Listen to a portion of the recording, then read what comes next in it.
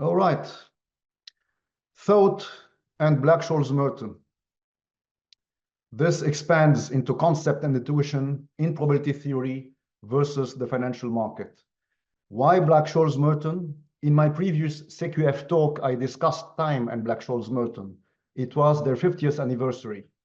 Today is my last and final talk in quantitative finance. Is there anything else than BSM to talk about in the end? BSM is everything we need in order to think and to talk, make the option price, conceive of it, and take the option price given in the market. BSM is the unity of concept, the conceiving, and intuition, taking the given. It is the very unity of thought. I even want to use BSM in order to think differently. The two most thought-provoking papers are based on BSM. BSM is the hinge of an extraordinary statement by Eliette Gaiement. In a paper she wrote in 1997, she says, the economy of BSM is risky by definition because it amounts to exchanging volatility. So this means that BSM is risky despite volatility being constant, even, one could argue, because volatility is constant. I used this quotation by Eliette in most of my recent talks to identify a whole new space of variation for implied volatility. BSM is the key of radical difference that Damiano Brigo finds between historical and implied volatility. In a recent and to my eyes very important paper that he wrote, he constructs two dynamics that exhibit the same historical volatility but produce totally different option prices or implied volatilities. So this disqualifies completely historical volatility if we are in the business of trading options. I used this paper by Brigo in my last talk to distinguish a whole new time for implied volatility, so space and time. Why thought? Time and thought are intimately related. So it's only fair after having discussed time and BSM to turn to thought and BSM. In one of the most penetrating books I recently read, the author, Sebastian Rodel, undertakes an inquiry into the forms of the finite intellect meaning the intellect of man as opposed to the divine intellect or animals, and he finds that such forms are categories of the temporal. Forms and categories are two Kantian terms, and Kant is the hero of Rodel's book, as he himself says, and Kant will be our hero today. And why is time specific to human thought? That's because animals have no time consciousness, says Rodel. They merely respond to the present situation and do not think by means of it. As for the divine intellect, he has no time consciousness either, because he thinks from no end, so outside the situation and not by means of a time. Time consciousness is the unity of sensibility and understanding that defines man, says Rodel, and sensibility and understanding are also two key notions from Kant that will play a major role in my presentation later. Human thought is thus situational, says Rodel, and thus temporal. So we see an equivalence here between being in time and being in a situation and having a finite intellect or being human. And therefore we see that as human beings, we have to think by means of a situation. So situation will be a key concept later also. In a recent article I myself published in Wilmot, Neither God Nor Machine, Man's Model, I write myself, only a situated and finite being who is neither God nor machine can endure the event of trading. God knows truth, so he cannot trade, and the machine doesn't know the situation, so it cannot exchange. It automatically responds to the situation like animals. The exchange is the only situation in my eyes. The exchange is the only time. Time is defined by trading in the market, not by statistics and temporal processes. In my last talk, the conclusion was that historical volatility and implied volatility belonged to different times. Therefore, we can see today to two completely different situations or completely different orders of thought, such as the divorce. And my conclusion today will be that the situation omega pi in the market, or the situation of implied volatility, is radically different from the situation omega in probability or the situation of historical volatility. And it will become clearer later why I use this notation. So ultimately in the market, we should be thinking by means of the exchange and nothing else.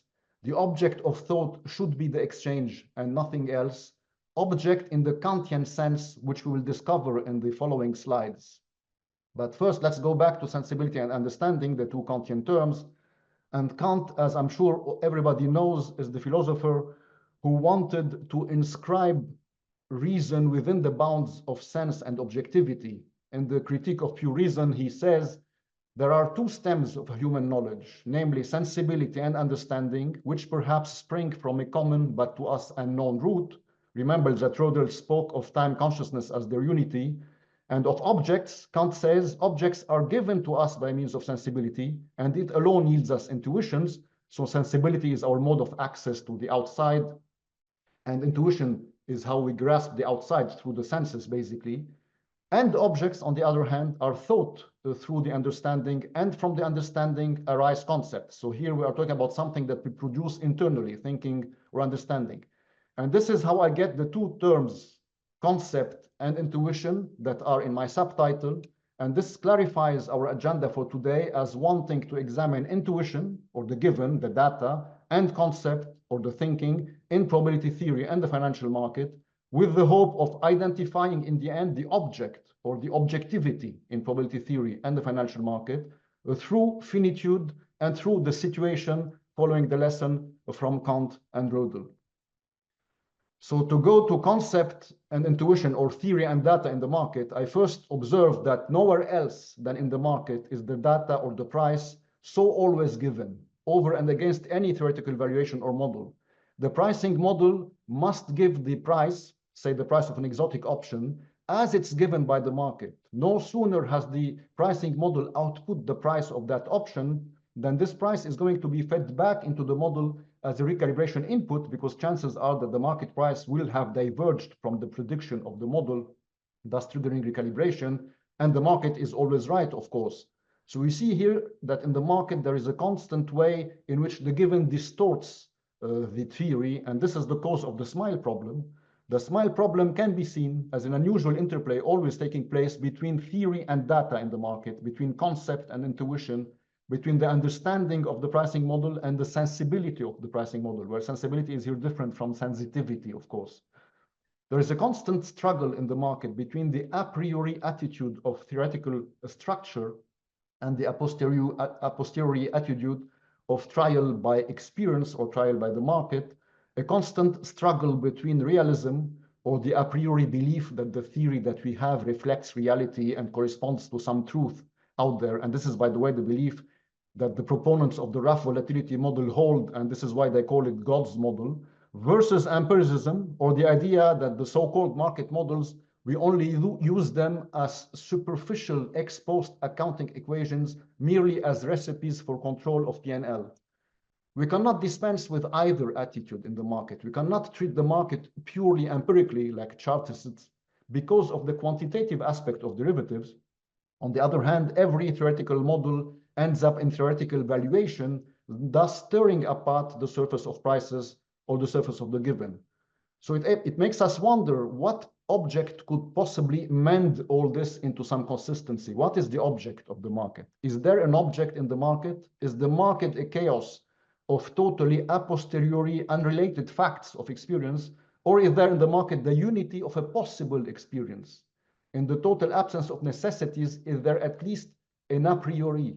And where is exactly the option market, we can wonder, because its object seems to be so lost and its existence so unsettled. If we take Harrison and Pliska, for instance, who are the two authors who have rigorized Black-Scholes, they write, it is customary to go further than perfect replication in Black-Scholes, arguing that arbitrage profits could be made if options were sold in a parallel market, so in a different market. However, to reduce verbiage, no comparison is made in our paper with the price at which options do sell, might sell, or should sell outside our market, strictly composed of stock and bond, although it's obviously possible to do so. So you see here that the market of options in their eyes is supplemental, it's verbiage, it's completely outside their scope, they don't even want to mention it. Guémon, by contrast, says the economy of BSM is risky by definition because it amounts to exchanging volatility. So she, on the contrary, makes the options market an essential part of BSM, even a part of its definition. As for Bergomi, is between the two. In his book, repeatedly, he plays a game of hide and seek with the option market. So he acknowledges its absence, but he always wishes that it existed. For instance, he writes, in the absence of a volatility market for the underlying stock S, sigma, the volatility parameter to use in the pricing equation, should be chosen as our best estimate of future realized volatility. However, Bergomi would prefer to infer it as implied volatility if it were available. And later, when the model becomes more complex and additional hedging instruments are brought on top of the underlying, so typically vanilla options or forward variance contracts whose implied vols are Xi's, Bergomi writes, if there existed a market of options written on the Xi's, so meaning options written on the options, typically options on VIX or variance options, then the volatility of the Xi's would be derived from market implied volatilities. And probably the reason why Bergomi is in such an intermediate position is that because he's basically providing tools for market makers of options. So he is in a situation where such a market doesn't exist yet because somebody will eventually make it. However, he can project himself in the future where it exists. So it all puts us in the task of trying at last to find the lost object of the market, trying at last to bring order to this confusion or to the thought, and perhaps philosophy can help at this juncture. For instance, Michel Bitbol, my philosophy professor, wonders, isn't there a third conception of physical theory, neither realistic nor empiricist, which would consist of holding these theories for less than the reflection of reality? Bergomi, for instance, keeps repeating that we're not sure the underlying process even exists in reality, but holding those theories for more than simple recipes like ex-post break-even recipes of P&L. An intermediate attitude of this kind, says Bitbol, is none other than transcendental philosophy, which is Kant's philosophy. And we will learn from Kant that this intermediate attitude, neither realism nor empiricism, is the key to scientific objectivity that we are after for the market. So at this point, I cannot resist the pun and propose to take you on a journey from quant finance to Kant finance in 3 stages. First, Kant revolution, in which I will examine how Kant has revolutionized philosophy. Second, Kant evolution, in which I will examine how Kant has evolved to the present day and how his philosophy can adapt to the present day. And finally, Kant finance, Kant revolution. In the Critique of Pure Reason, Kant tries to define his philosophy, and he says, I entitle transcendental all knowledge which is occupied not so much with objects as with the mode of our knowledge of objects, insofar as this mode of knowledge is to be possible through a priori concepts. So you can see the revolution here. We no longer look at the objects in themselves. We look at ourselves looking at the objects. We look at objective science looking at the objects. There's a reflexivity here. And the a priori concepts that Kant mentions divide between sensibility and understanding. They are pure forms of the sensibility on one hand, which will turn out to be the space and time, and pure concepts of the understanding on the other hand. Kant will call them categories, such as the category of causality, the category of possibility, of necessity, of existence, even the category of reality. In other words, all the structure that thought needs to have beforehand, before science, to make science possible. A system of such concepts, says Kant, might be entitled transcendental philosophy, so he defines his philosophy, and he adds, I am not required to give an exhaustive analysis of these concepts at this stage because there is hardly as much difficulty in analysis as there is in synthesis, for the sake of which alone our whole critique is undertaken. The synthesis of what, we may wonder, if it seems to be such an important component of Kant's philosophy? The synthesis of judgment. And this takes us to the opposition between synthetic and analytic judgment. That all bodies have extension is, for instance, an analytic a priori judgment, because it's enough to analyze the concept of a body, enough to unpack the meaning of a body to judge that it is extended. I don't need experience for that purpose. However, that bodies have weight is a synthetic judgment, because I need experience, or I need physics, I need the law of gravity, and such and such. All judgments of experience are synthetic a posteriori, because we learn them from experience and don't judge them before experience. They are synthetic because the concept of the predicate adds something that could not be thought spontaneously by analysis only in the concept of the subject. Such judgments enrich our knowledge. They are ampliative. And judgment of experience requires something very important, which is empirical intuition, because they need access to outside. And intuition is how we grasp the outside, remember. Transposing to probability and finance to try maybe to understand a little better what's going on here. With real analysis and analysis alone, we stop short of synthesizing a theory of the concrete world. We will have to wait for probability theory for that, because for that, we need intuition. We need the concrete random trial that probability has and analysis doesn't have, omega, that is contained in the abstract random variable x. And Kant, by the way, keeps repeating that concepts without intuition are empty. We need something that is given here and now, something that is thrown upon us or drawn from the big urn capital omega. We need the case, we need the situation. And this is why I use omega as a notation for the situation.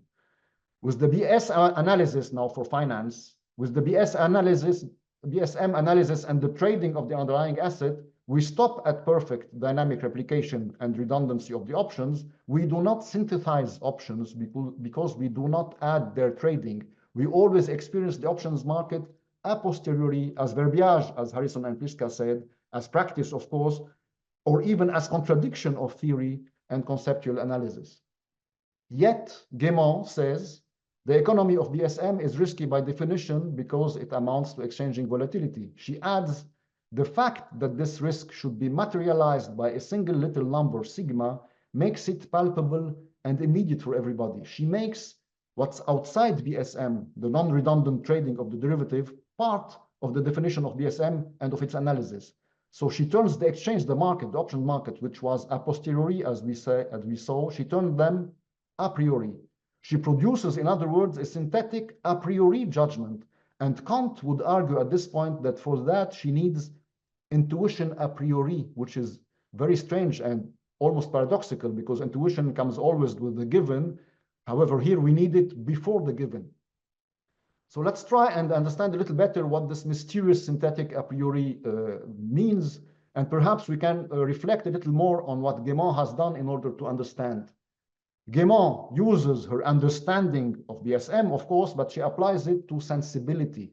She speaks of sigma as palpable and immediate, and for this reason exchangeable, immediate like intuition. There is more than conceptual knowledge in her synthetic judgment because she applies her conceptual knowledge to sensibility.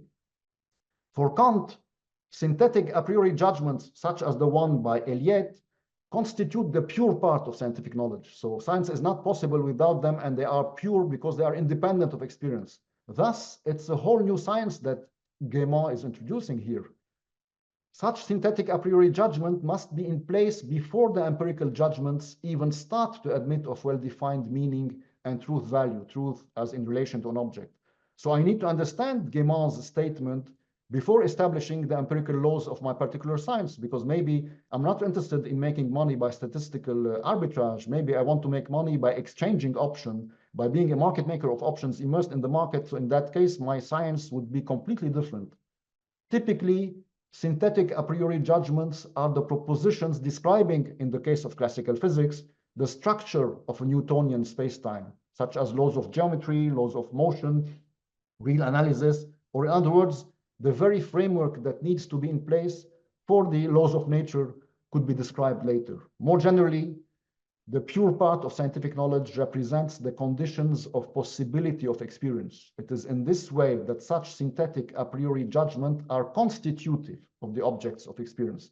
And with Kant and Kantian objectivity, it's always in that order. First, the pure part or the a priori part. Second, the possibility of experience. And finally, the objects of experience. So Guémon's synthetic formula gives us our a priori, and therefore it gives us the object of the market or the objective science of the market that we were looking for. And recall that this is neither realism nor empiricism. But it's all good to want to be Kantian nowadays and to even apply Kant to finance. It remains to see whether Kant is still valid today. So it remains to see how the philosophy of Kant manages to survive two main threats that were posed against it. The first one, after the revolution in physics, typically relativity theory, undermined completely the Kantian idea that Euclidean space and time were a priori, therefore necessary, and quantum mechanics undermined completely the category of causality. How Kant's philosophy can be adapted to the present day is by relativizing Kant's a priori.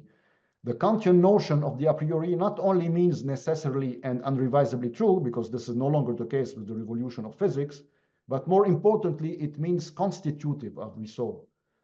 What Kant has called the pure part of science is constitutive of science. Thus, it can be relative to the particular theory. Every scientific theory admits of an a priori. So quantum mechanics, general relativity, they all admit of their own a priori. The pure part is not subject to straightforward empirical confirmation or disconfirmation because it first makes possible the confirmation and disconfirmation of empirical laws properly so called. And by the way, traditional empiricism is in error precisely in failing to recognize the purely constitutive relativized a priori.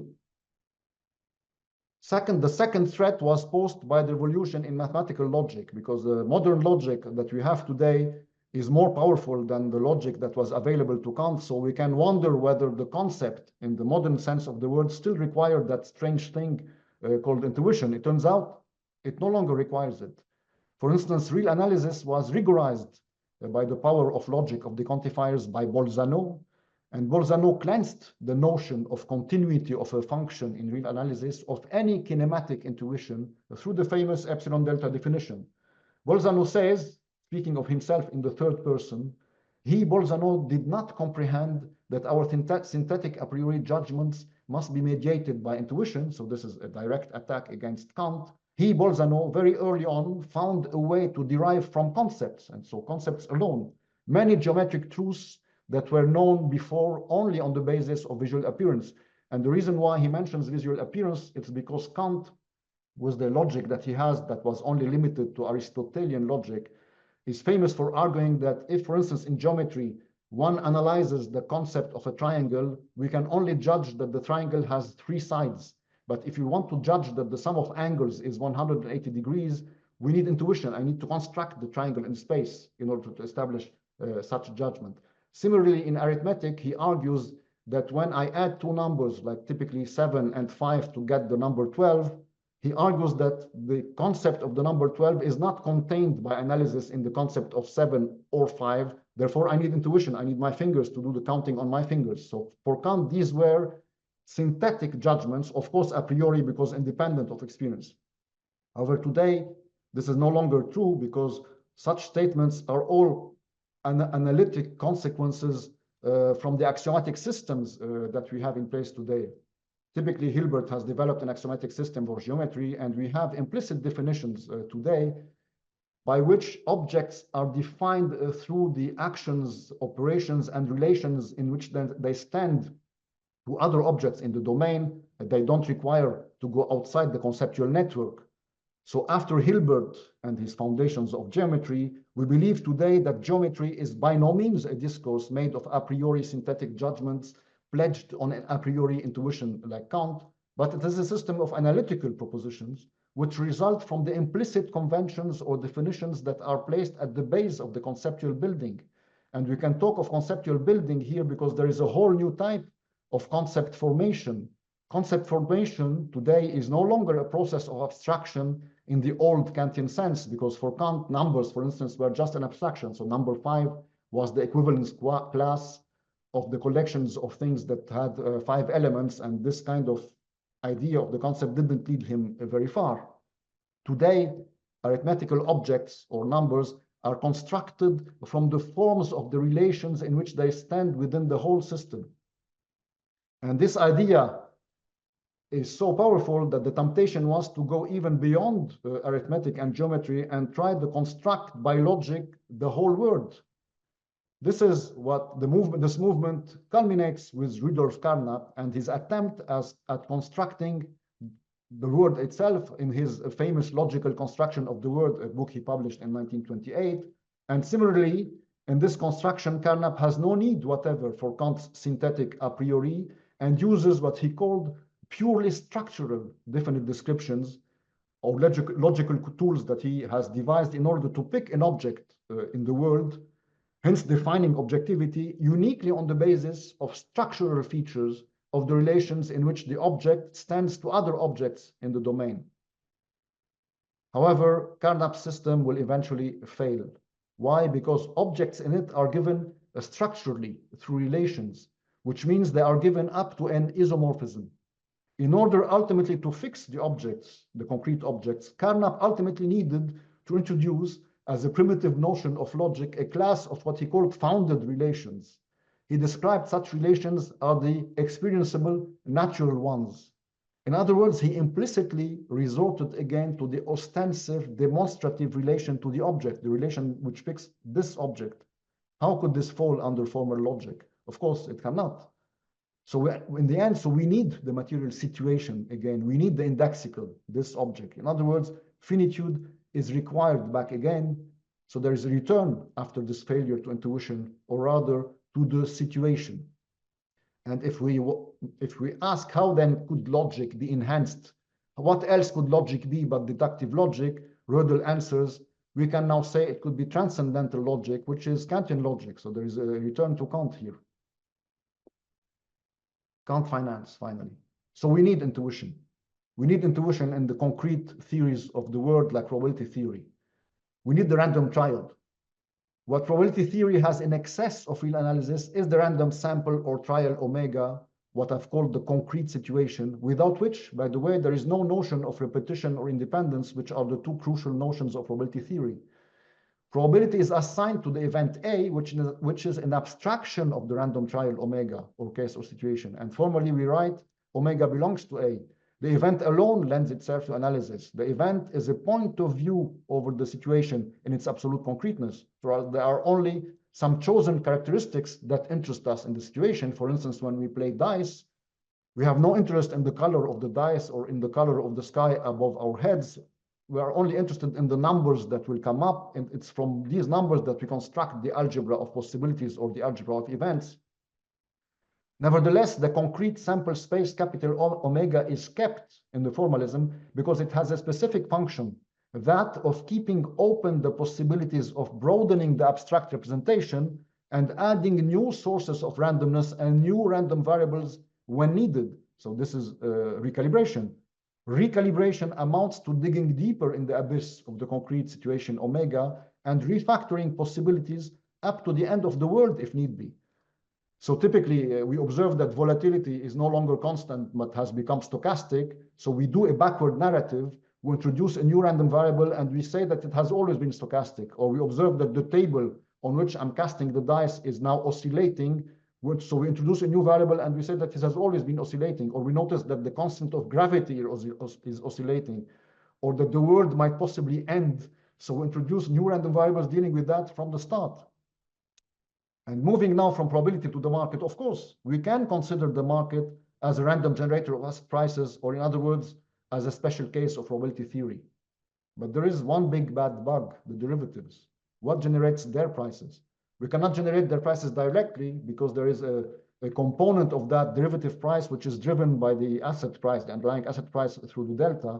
And we cannot generate things like implied vols because for that we would need at the same time the Black-Scholes formula, and we would need to break it at the same time. We can, of course, in order to explain derivative prices, we can make the underlying stochastic process more complex, say by doing stochastic volatility models. But we will then have exited the market. First, by now doing statistics of the asset price and no longer trading it. Second, by evaluating lotteries, I no longer call them derivatives, written on the underlying, and not pricing and exchanging derivatives. We would lose the object of the market, in other words, the object as we defined it. So to go back to the object of the market, let us assume with Gaiman, and in accordance with the object of the market as previously defined, that the purpose and definition of DSM is to exchange volatility, not to change it by making it stochastic. This means keeping it constant in order perfectly to replicate the contingent payoff and then perfectly to write the contingent claim. Constant volatility in Black-Scholes is not a statistical hypothesis. It's the only sensible choice according to the new sensibility, of course, which will produce a whole new conception of time and space. And what are the special sensibility and understanding of the market? The sensibility of the pricing model is no longer probabilistic. There is no longer the concrete abyss omega and arbitrary levels of abstraction that we impose on it. There is only and will always have been the exchange omega pi of the asset and of all its derivatives, and there is randomness that is native to trading and money. Money has already screened off the concrete world. It was the final abstraction. And with money, by the way, I don't need to get to the bottom of possibility like I did with probability in order to get the end of the world, because with money, the end of the world is with us from the first day and every day, because money can disappear every day because of hyperinflation. We do not conceptualize randomness as constant volatility in order later to consider stochastic volatility in the sense of omega. Here also, there is a new type of concept formation, because we now conceptualize the complete trading of the asset, complete in the sense that the volatility of its price is combined with the dynamic size of the position. We conceptualize the trading as premium of the derivative written on the asset. So our new space here is the space of self-financing dynamic strategies, if you want to be formal. And the intuition in the financial market, accordingly, is the exchange. The intuition that this new concept, intuition in the Kantian sense, will receive, the intuition that this new concept will receive from the new sensibility is the writing and the exchange of the derivative or the becoming price of its premium. Recalibration takes place by the exchange of the contingent claim written last until the last to be written, until infinity. We don't dig deeper in omega like we did with recalibration in probability. We extend the surface of omega pi to infinity. That's why I use this notation for the surface. The situation omega pi in the market is radically different from the situation omega in probability. As a result of the synthetic a priori of the market, we have the following rules. Volatility is exchanged, not changed. We never explain volatility smiles by complications of the underlying stochastic process. We no longer generate underlying asset prices, we generate writings. We write and synthesize contingent payoffs and exchange them as contingent claims, as the other face of their being written. Black-Scholes does not reside in the space and time of stochastic processes. It is a transcendental model, not an empirical model subject to empirical criticism. We must view every later model through the lenses of Black-Scholes and through Gaiman's inaugural and synthetic a priori judgment. This is what I tried to do in my previous talks with the regime switching model. If we didn't do that, we would have speculation without an object. In the market, the only possible experience is a trading experience. Not only do we trade the exotic we have just priced, but we make the trading decision, as Bergomi says, of hedging it with the vanillas. As a result, our pricing function admits of no statistical parameters, but only of the prices of the hedging instruments as underlying variables. Potentially, all the derivatives can become hedging instruments. Kant says there are no synthetic propositions without possible experience. Thus, we have nothing to say about the underlying process in itself. What proposition we may have about it lies outside our object. It is unbounded speculation. We have always to go back to the sensibility we have selected, to trading, to the object we have constituted, and be uncompromising about it, as Kant teaches us. The two views, statistical versus trading, are so radically incompatible because they don't agree about time, about space, about sensibility. They don't agree about the whole possible experience. In the end, I have used Kant to consecrate this deep divorce and finally deliver a philosophy of the science. And these are the references that I have used and adapted text from in the part of my talk dealing with Kant. Thank you. Thanks for great insight. How can we find more resources on philosophy behind financial models, financial mathematics and models? This is the references that I have cited in the end. Everything dealing with Kant as Kant is adapted to modern science, everything dealing with how Kant can be interpreted as the philosopher of physics, even the new physics, is the resources that I have used. And another question is, among all the models from BSM to Raff, Bergomi, etc., which one is philosophically correct and why? The one book to read to really be philosophical on the market is Bergomi's book, Stochastic Volatility Modeling. Even though it's not a philosophy book, it's between the lines full of philosophy, because if you read it between the lines, you can see that it's completely against the statistical paradigm. This is what he describes market models. So if you really want to understand what market models really mean, as opposed to models that deal with statistically with the underlying, then you will be doing philosophy, the philosophy that I like. So in your opinion, volatility is more important than the interest rate? Could there be such a thing as implicit interest rate? Well, yeah, I mean, volatility is important because this is what the markets are all about. Interest rates have volatility, of course. There is no exchange without volatility. So yeah, volatility is the generic notion in the market. And there is implicit interest rates, yes, of course, because interest rate in itself is not tradable, as you know. What are tradables are instruments that admit of prices and from which we imply a model for the interest rates with an implied volatility of that, of course.